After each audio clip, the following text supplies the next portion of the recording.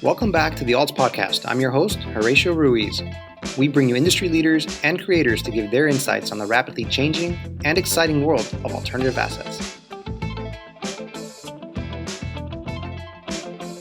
Opinions expressed on this podcast by the host and podcast guests are for informational purposes only and should not be considered investment advice. Podcast hosts and guests may maintain positions in the offerings discussed in this podcast.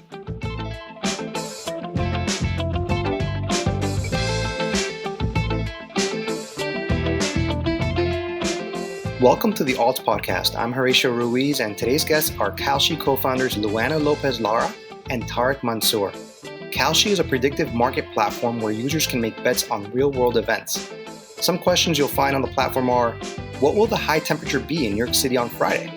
Or, will average gas prices be higher this week than last week? And again, you can place bets on that. Their goal is to bring Kalshi to the mainstream as an exchange, on par with the Dow Jones or the New York Stock Exchange. I hope you enjoy my conversation with Luana and Tarek. Okay, Tarek and Luana, thank you for being here with us tonight to learn more about Kalshi, a really kind of cutting-edge platform, a prediction marketplace. Could you tell us about what a prediction marketplace is and how Kalshi fits into that? Yeah, totally. Well, thanks for having us. We're excited to be here. So a prediction market, or really what we usually call ourselves, we call ourselves, Kalshi is an exchange where people can trade on events. And so the fundamental premise is the same way that you can trade on other asset classes like stocks or commodities or rates or these days crypto. We're creating an asset class called event contracts where people can trade directly on whether events are going to happen or not. So basically you can buy yes and no shares on whether things like, will Brexit happen, will it rain tomorrow, or will COVID get worse next quarter. And the novelty about Kalshi is that we're the first to manage to get federally regulated by the CFTC to offer these types of event contracts. And that's a big deal, right? To be regulated by the CFTC. Could you say that gives you more legitimacy as a platform? Yes, I mean, absolutely. So I think the way we thought about it when we initially, were considering and starting the company is, in the financial space, anyone can start an asset or a website or anything like that to trade. When we looked at it deeply, the CFTC, which is the federal regulator for commodities, in the US you have SEC that regulates equities and CFTC that regulates commodities, derivatives, and other things, has never really allowed this. And so what we realized is that if we really wanted to build an exchange that has one day the potential to become, to build volume at the scale of the New York Stock Exchange or CME, we needed to be regulated up front. So that was not just a necessary, it was a critical part of our business. It had never been done before, right? And that was a big hurdle because from my understanding, other companies had tried to do that to get regulated with the event contracts, and they weren't able to do that. Could you tell me kind of how your process was different and what was it this time around for you guys where you got that approval? Totally. So here's the way I usually describe it. Yes, a lot of people, a lot of institutions, this is not the first time people think about this idea. If you're in any trading circles or even really broader circles, this is like the holy grail of trading, being able to trade directly on events.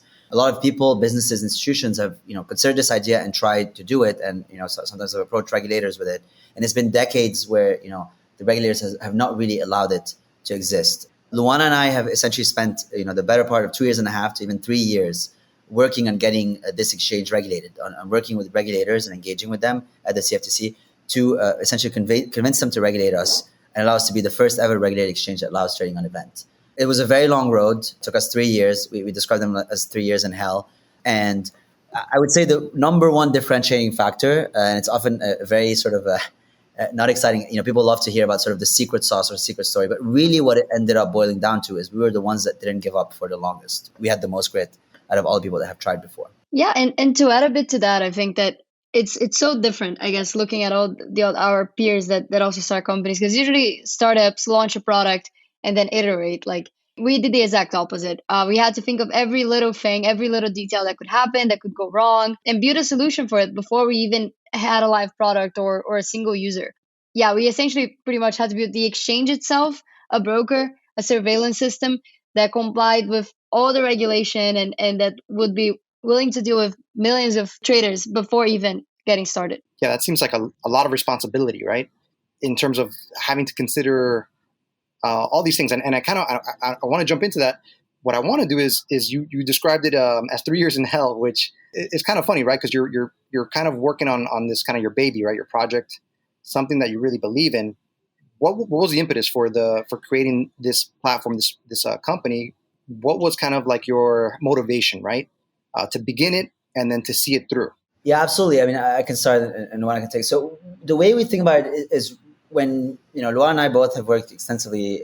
We got into MIT and then we got into finance, and we worked extensively in finance. We also had something in common where we're really obsessed about sort of financial history and kind of the story behind how the financial market got to where it was today. And at that time, we were observing what we call the Kalshi behavior everywhere. People loved just sort of speculating on future events, like forecasting the future. Will this happen? Will Trump and Kim get out of North Korea with a deal? And then both of us started seeing it in our jobs. When I was at Goldman in 2016, I was working at this exotics desk. And one of the main things we've done in that summer is, structure products for institutions that wanted to get exposure to or hedge themselves against Brexit. And these products were very complicated. It was a lot of different financial instruments. And the question of why is there no direct way of doing it was popping in our heads. Right. Yeah. As Tarek mentioned, I think we're very similar on what we're, I guess, passionate about. And with me, it was similar. I saw this, what we call Kalshi behavior at Bridgewater and at Citadel. Most of their investments are thesis-driven investments on specific events. So what will happen with specific central banks, what will happen with rates and things like that. And they would trade based on it. But there was nowhere to do it directly. And what really Kalshi is about is to bridging that gap. Is you have a conviction, you have an opinion on an event, and you should be able to have a trade on it directly, and it should be accessible to everyone, not just the Bridgewaters and the Citadels of the world. So if I'm hearing it correctly, these other financial institutions are basically trading equities, right? Securities based on real-time events, right? Events that can impact a security or a company, let's say, one way or another, whether it's good or bad. So they're kind of indirectly trading. And then you thought, hey, why not? I know it's not the first time it's been created, but you thought there's got to be a better way of actually trading directly into the events. Is that right? Yes, that's absolutely correct. I mean, yeah. The way to think about it is whether you're an institution or an individual, oftentimes when you're doing active trading, how you do that is you first come up with an opinion about a future event. For example, I think COVID is going to get better this fall. And then you figure out, okay, how do I trade on this? Right? You might buy options or swaps, or you could buy a stock. For example, if you're trading on Robinhood, you buy Marriott stock because, COVID is get better, then there's more demand for hotels, then, you buy Marriott. But that's very indirect because Marriott stock has a lot of other factors that impacts it. You might be right about your opinion. COVID could get better, but Marriott stock could still go down because maybe, I don't know, the CEO got fired. There's been other issues. We allow people to come directly to Kalshi and, buy yes on will COVID get better. And that's where the directness or kind of the elegance of this asset class comes from. Okay, awesome. So going on that, you guys, you graduated from MIT, and then you're working at two different financial institutions, and you're kind of noticing an opportunity, right? Did you guys keep in touch? And how did you decide then to, leave your jobs to then start up a totally new company? Yeah, totally. So I think we got into, we both got into MIT as internationals, and so we were in that sort of circle. And then very closely we realized, and that was sort of helped us develop a strong bond, is both of us were extremely intense people and pretty relentless.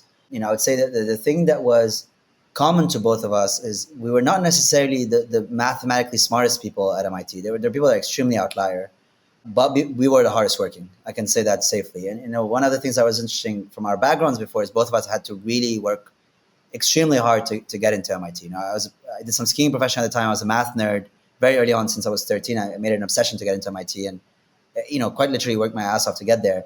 And Luana had another very interesting story. She was a professional ballerina. She at the Bolshoi Ballet School. And what was crazy about her background is that, she would do ballet, essentially during the day, and then would do her studies, her tech studies at night. And she managed with all of that to get into MIT, make this sort of switch to full on tech. So both of these things required an incredible amount of intensity. And that was very clear to both of us when we met. We both had to go through quite a bit of pain and quite a bit of perfectionism needed to get to where we are. So we met at MIT, and we had a very strong interest in math and finance. We took a lot of classes together, wrote a bunch of papers together. And when we were doing that, we realized that we had a very similar work ethic, but we were also complementary. Like Luana has always been sort of an extremely strong optimist, and there was always kind of this idea that whatever it is, no matter how irrational, we'll get it done. Whereas I'm a little bit more of what's the catch, or no free lunch. No free lunch is currently one of our values of the company type. I'm always thinking about where is our downside and sort of how to mitigate it. And so these two forces ended up in some ways being very powerful sort of combination. And with the idea that, as we described, was coming to us and sort of really not leaving us, we realized that full-blown potential, we had the right team in both of us, and we decided to go for it.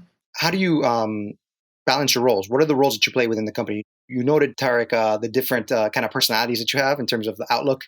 What are the different responsibilities that each of you share in the company, and where do they overlap as well? We're both founders, so in the end, our jobs are kind of everything, but I'm mainly focused on markets and product nowadays. So product, as the classic definition of Silicon Valley, I guess product. So app, website, API, design, all of those things. And markets is actually our real product. So the markets we're offering, how they work, how are they structured, how to build them, how to set the rules, and how to operate them, and all of those things. So that's kind of what I focus on day to day. And Tarek is the CEO, so he can tell you a little bit more about his life. Yeah, so the way I think about it is empowering the team to sort of do their best job. So, I focus on liquidity building. So an exchange, a big part of an exchange is basically building liquidity. It's figuring out how dollars are going to flow through the system. So that's a lot of my focus, building the team. And then in the seasons where it happens, fundraising. And then the rest of it is really sort of helping whatever is most needed. But that's sort of how we see our roles playing out.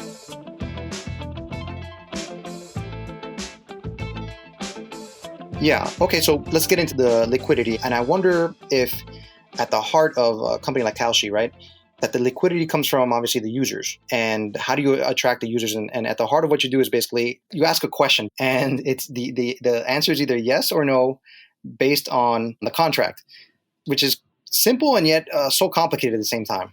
My fascination is how are the questions developed, right? So it's a two-part question. How are the questions developed? How are they kind of vetted?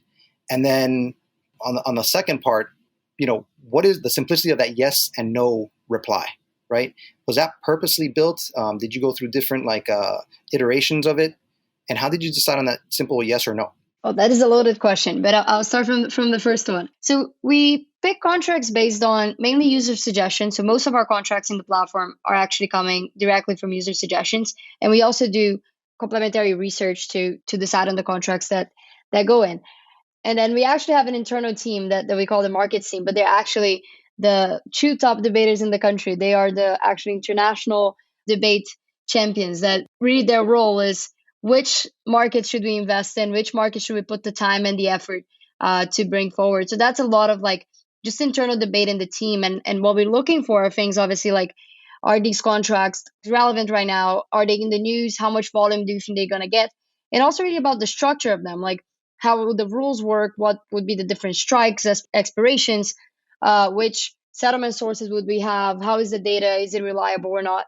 So that's really the contract formulation. And after we decide that we really want to do a contract, then it goes through a legal, I guess, process that they also do on writing pretty much a 40 to 60, I would say, page document for every single market, outlining exactly how the contract works. So 7 or 8 of those pages are actually on our website for each of the contracts we list. But most of the work goes into these confidential pages that explain how the market works and manipulation concerns and things like that. Tarek, do you want to talk about the rest of the questions? And just as a refresher, I'm talking about liquidity, right?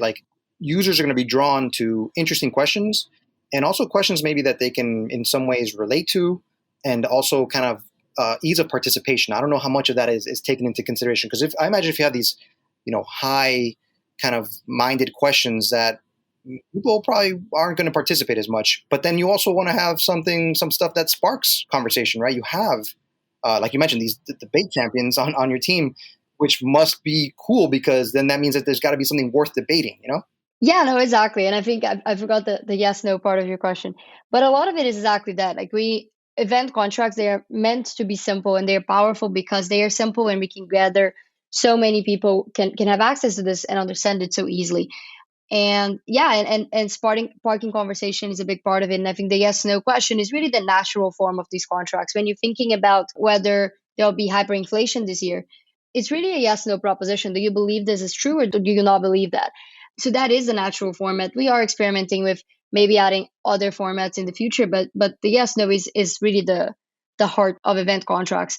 And talking about liquidity, it's actually interesting how events are actually different from other asset classes because events begin and they end. So the starting up begin, it's almost like we have a lot of mini IPOs every day of like different events that we're launching. And building liquidity is a challenge, but it's also becomes a lot more, I guess, a lot easier for small funds or small market makers or even individuals that want to provide liquidity to really have an edge, and be able to do that on Kalshi and profit on spreads. But I'll let Tarek talk more about that. Yeah, totally. I mean, I think we want to address the question. With respect to liquidity, the way we're thinking about it is it works like an exchange, right? So the way it works is similar to the New York Stock Exchange, where people are trading against each other, and so if let's say I'm taking the yes side of the equation, someone else is taking the no side, and that's how the matching engine works. It matches the two.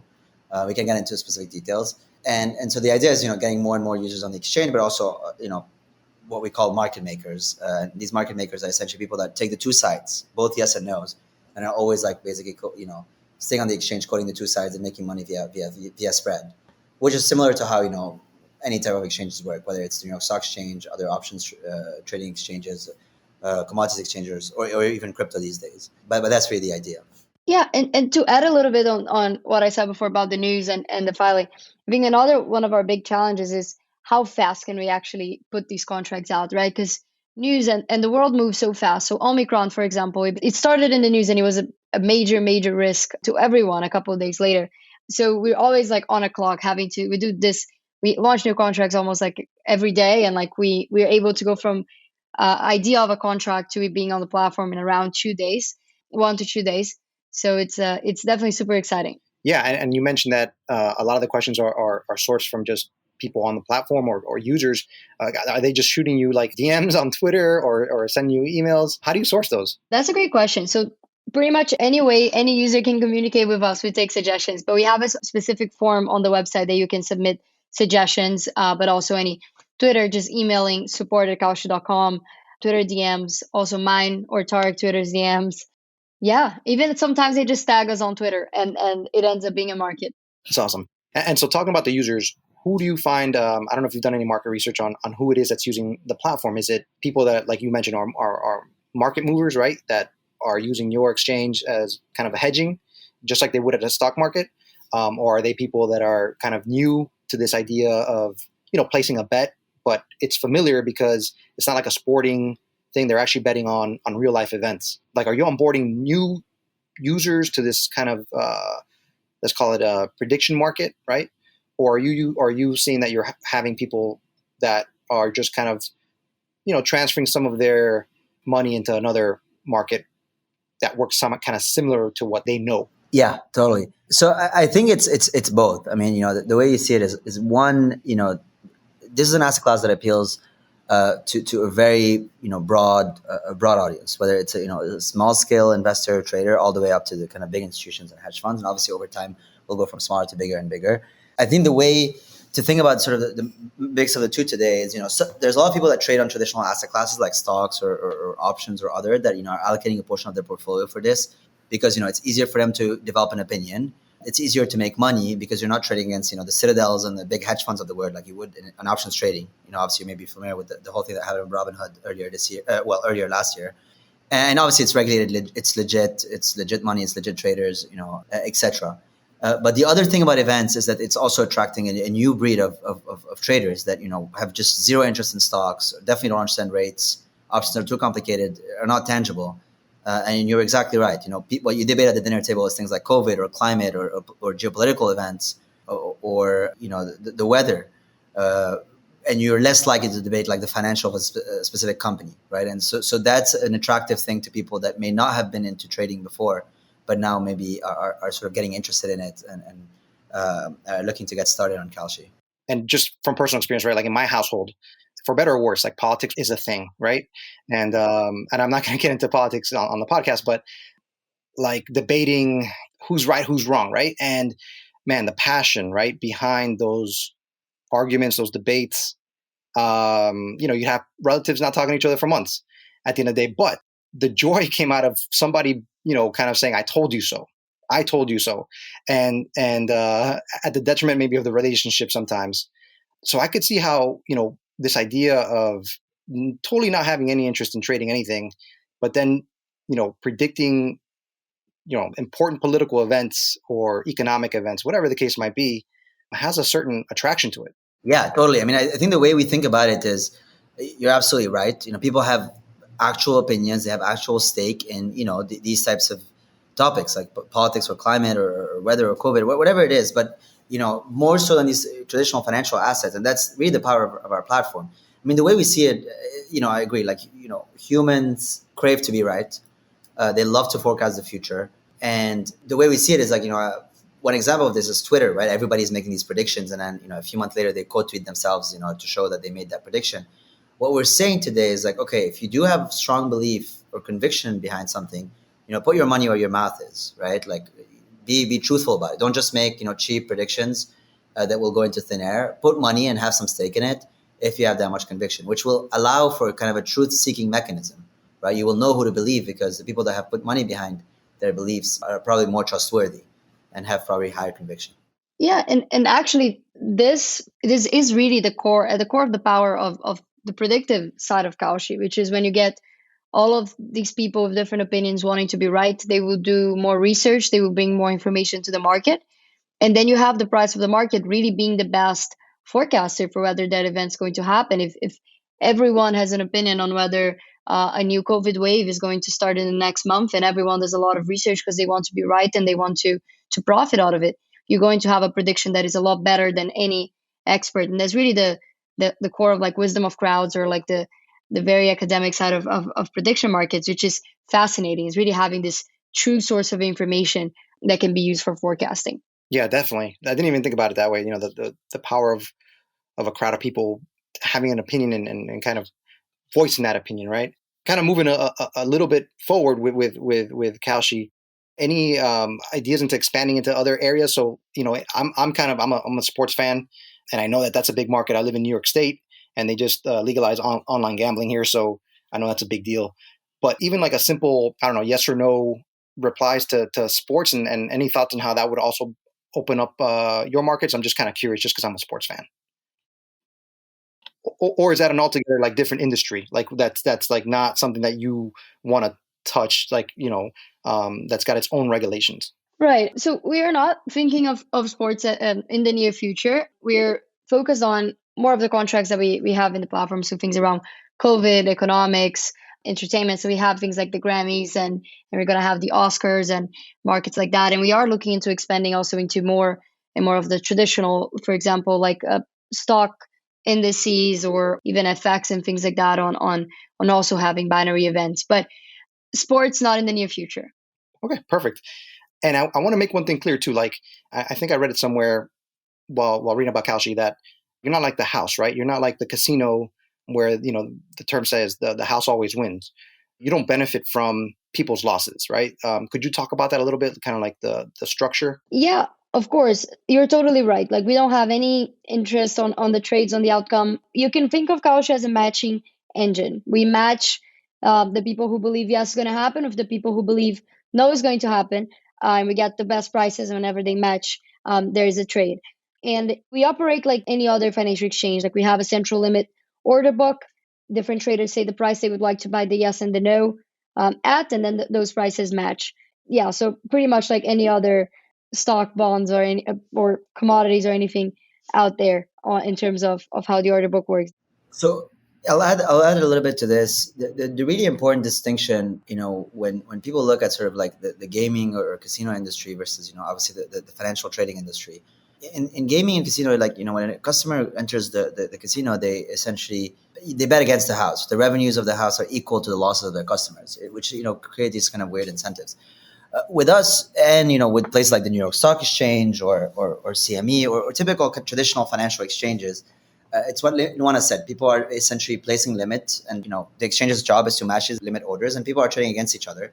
And the business model for these exchanges is they take a trading fee, they take a transaction fee, and so it creates a kind of a completely different model. And the prices are formulated, like Luana said, by supply and demand, by where people are trading at what prices. The same way that the price of an Apple stock is determined in the public markets. So each contract, right, is $1. You can kind of correct me if there's something that I'm not stating completely accurately. So each contract is $1.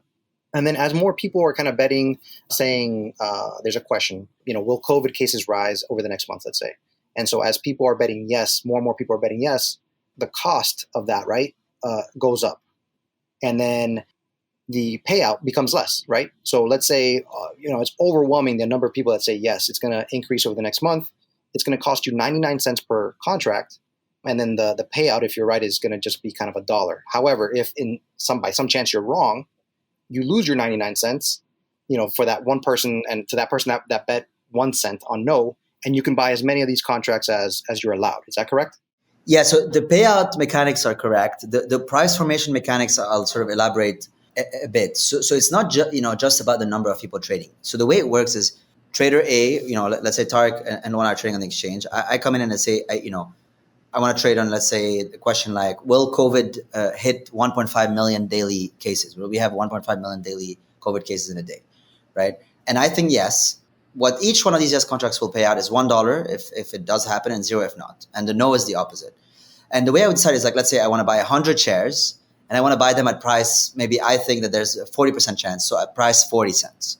So that's what the limit order is. I'm going to place it on the order book, right? And now someone else, maybe Luana, wants to buy no. Her no shares will get matched with the yes shares if she buys at 60 cents. And then this is where we have a trade, right? So let's say I managed to buy from different traders 100 shares at price 40 cents. I'm going to pay $40. If I end up being in the money, if the event happens, I'll gain $100 with a net profit of $60, right? Now, obviously, if a lot of people think that the probability is higher and higher, a lot of people might be willing to buy at higher prices, like 40, maybe it goes to 60, maybe 70, maybe all the way to 99, because people are placing limit orders at higher and higher prices because they think the probability is higher. If you think the probability is 99%, you're willing to buy at a price all the way up to 99%.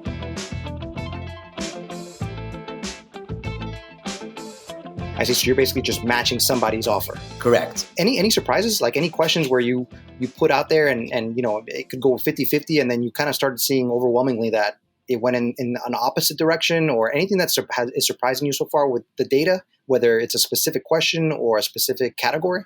Yeah, I think my biggest surprise so far was really how well our markets predicted the Omicron wave. We had some markets for some time, I think, whether a variant of high consequence would emerge, or like if the percentage split between Delta and another variant. So the question was pretty much, will another variant pick up? And by early December, we saw like a wave of traders really going and taking the side that Omicron would be a huge wave. It would be the dominant variant, and it would be like an insane amount of cases by the new year. And at the time, we in the office, we were like, wow, that's crazy. No way. Like, they're thinking more than like 600, 700,000 of cases by the new year. That's crazy. We thought they were crazy misprices. And the market was completely right. Like the media was saying how contagious this was, but obviously like it was in another proportion. So it surprised us at all. But I think that's really the power of our markets. But one that we're watching very closely right now is actually the Fed rate for the March FOMC meeting, because traders are predicting that there's only right now a 3% chance that it's trading at 3 cents, that there's a half a point hike in the March meeting, even though there's a lot of news right now saying that it's a real possibility. So we're really trying to see if who is right now, the media or the Kalshi markets. I would definitely bet that the markets are right, but we'll have to wait and see. Yeah, and correct me if I'm wrong. I'm not totally ingrained in the news, but they've given suggestions, right, or hints that they are going to raise the rates, or at least that's what the media is reporting, right? Yeah, so I think the market is pretty confident that they will raise rates. We actually have markets for every FOMC meeting, so you can really get the type of exposure and opinion that you have on how that rate hike is going to happen. But the market doesn't think that it will be like a 0.5. The market doesn't think it's going to be a base of 0.75 in the March meeting. They think it'll probably be less. So I think the real contention there is like how big of an increase it's going to be in the March meeting. Yeah. Any other questions that are kind of like I really like the weather questions, like will the high in New York City reach 40 degrees, right, or whatever the case might be. And I wonder what counts, because you do stress on your website you have to read the contract and the terms of the contract. And it's kind of, so I went in and I was like, okay, so New York City is 5 boroughs, right? Mm-hmm. But the contract was very specific. It was about the high temperature taken from Central Park. And there were a couple of other stipulations, but then, so that makes it a little bit different, right? Because a lot of times the recorded temperature in Central Park is a lot different than the temperature in Brooklyn or the Bronx or wherever the case might be. So I'm kind of interested in those details of the contract, and even how something like the weather, right, just predicting the high, comes with its own little, backstory. Yeah, and every one of our contracts is a legal document. So it is our job to make sure that things are going to be determined in a fair and right way. And that really means going very deep into the rules to know exactly which like geographical location we're going to use to settle and which website do we trust them. All of these things are like a process that the team goes through to make sure that the contracts are not going to be like indeterminate or like have any questions on whether it's a yes or a no. Our contracts are really clear, or a yes or a no, and the rules really make that evident to the traders. So that's why it is really important to read the rules. Obviously, we have the titles; they are a great summary of what the market is about, but the rules have like all the details of what could happen, and especially for contracts, for example, closure to Supreme Court decisions, which we have contracts on, or specific bills passing, like we had infrastructure bill or a reconciliation bill passing. It is important to read the rules to make sure that there are no surprises or caveats. But obviously, most of the contracts, you can just read the title and understand exactly what it is, but it's always important to read the rules.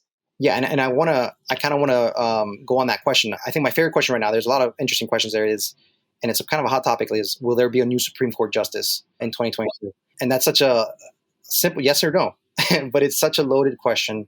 And it's just kind of fun, right? Because there's so much that's involved, politics, people's beliefs, things like that. So right.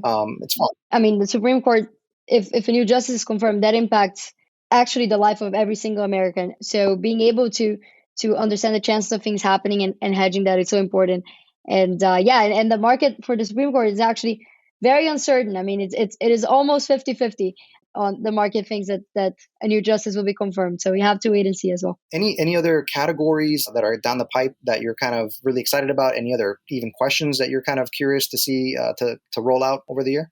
Yeah, absolutely. I mean, the way we think about it is we're always monitoring the things that are like most in the news, most trending, most on top of people's minds. And those are the things that we always try to sort of list, dynamically and quickly. So the one thing I would say is, there's going to be events that we don't even know of their existence today that, we're always going to be listing and expanding into.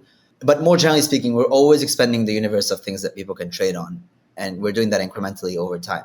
More things around politics, more things around climate, more things around economic indicators and financials and financial events, more things in the entertainment industry and other. But yeah, that's what we got for now.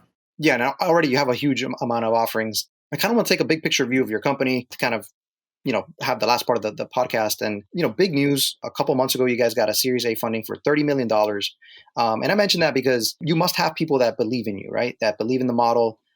If you're going to have a group of investors to give that amount of money, how significant is that fundraising, that amount of money, and what it does for you moving forward? Yeah, I mean, that's great. So, I mean, I'll answer the fundraising question and I'll answer the sort of longer term and vision question. But we've raised a few rounds so far. A lot of people believe in us and the long-term vision. The way we view fundraising is that at the end of the day, it's one, a way to get money, fuel, to basically, allow us to get to where we want to get.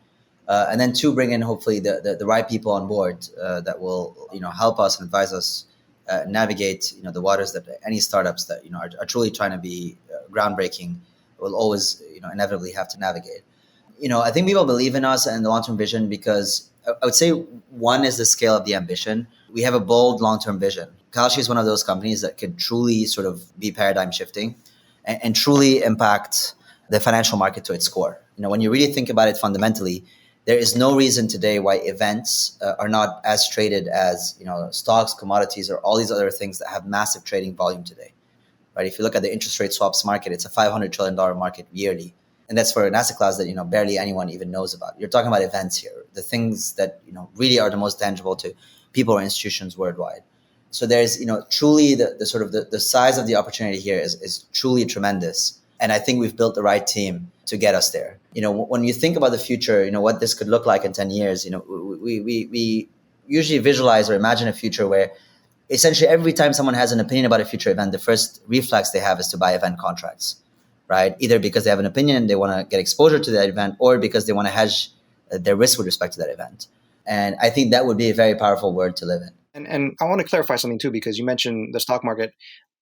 that's all you can do, right? You could just basically say yes or no, right? Put your money down in one of those two options. Would there ever be a situation where, people can be shorting or longing a prediction? I don't know, trading on derivatives like they do in the stock market? Because, a lot of times, from the outside looking in, that seems to me like it makes the gains fantastic, maybe sometimes too fantastic, and it makes the losses a little too dramatic as well.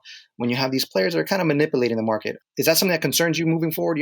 As you develop a marketplace? Yeah, totally. I mean, over time, we will potentially look into things that are like linear, not necessarily yes, no, but you just trade in like the climate and how it's gonna, and you get paid linearly based on where it's gonna land, or COVID cases, or other things. So that's definitely something we're considering. With respect to the sort of manipulation question, I mean, I think, look, manipulation is a risk for any type of market, right? And any market, anywhere, there's always bad actors that try to manipulate or threaten market integrity. And for us, like in the New York Stock Exchange or CME, we have a comprehensive surveillance program where we have basically algorithms that are running statistical models that are flagging any suspicious or unusual behaviors, and then these get investigated by our compliance team. And there could be heavy sanctions for people that do it. The same way that there's heavy sanctions for people that do insider trading on stocks. Our markets are a little bit harder to manipulate in terms of price, because for a stock option, if you move the price in a certain direction for long enough, you could influence the outcome of the option. Whereas here, for something like will Brexit happen, people could theoretically move the price as much as they want, but at the end of the day, there's a true probability Brexit will end up happening or not. So when someone tries to manipulate the price, let's say by moving it up, traders are smart, arbitrageurs will basically bring it quickly back down because they'll see the opportunity. They'll see that someone moved the price from, let's say 40% to 60%.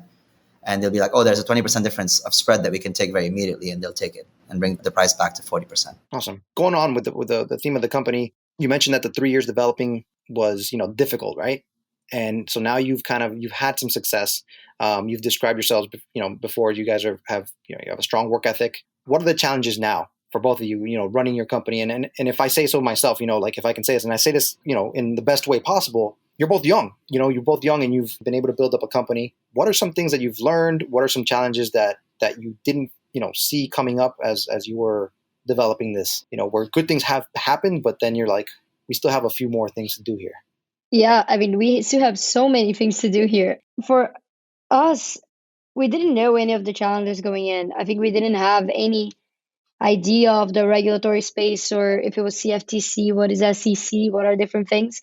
And we kind of just took it a challenge at a time. And for us, I think in the beginning, when we were trying to understand the landscape, we're like, okay, let's call 60 lawyers in a day, try to get one to explain to us this entire situation.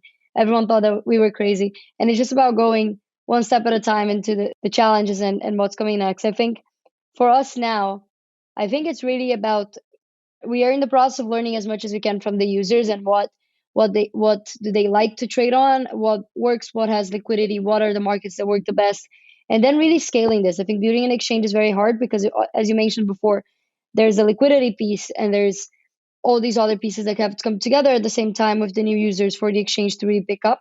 So putting all those pieces together and really aiming for the volumes that like the likes of CME and the New York Stock Exchange has is going to be a long and very, very hard process. I think that the next couple of years will likely be harder than the regulatory piece in terms of building this exchange from scratch. Totally aligned there. I think there's a certain naivete that comes with being younger. I think that is quite a powerful driving force. I think not knowing how crazy the mountain to climb is a positive thing, counterintuitively, because it's a little bit like, I would say, when you're like hiking, very common advice is to tell you not to look up, not to look at the whole road because of how long the road is going to be.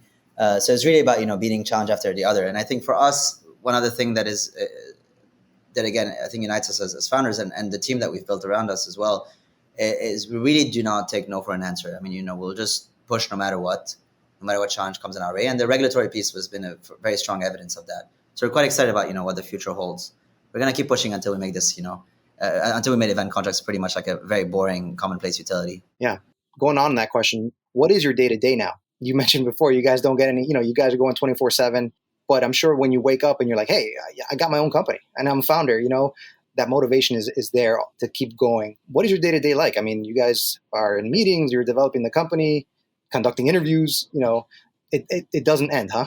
Yeah, I mean, the day to day is quite intense. I mean, going practically, what it looks like, obviously a lot of building, a lot of learning, talking to users, iterating, setting direction, obviously recruiting and scaling the team. We're always looking for the best talent out there.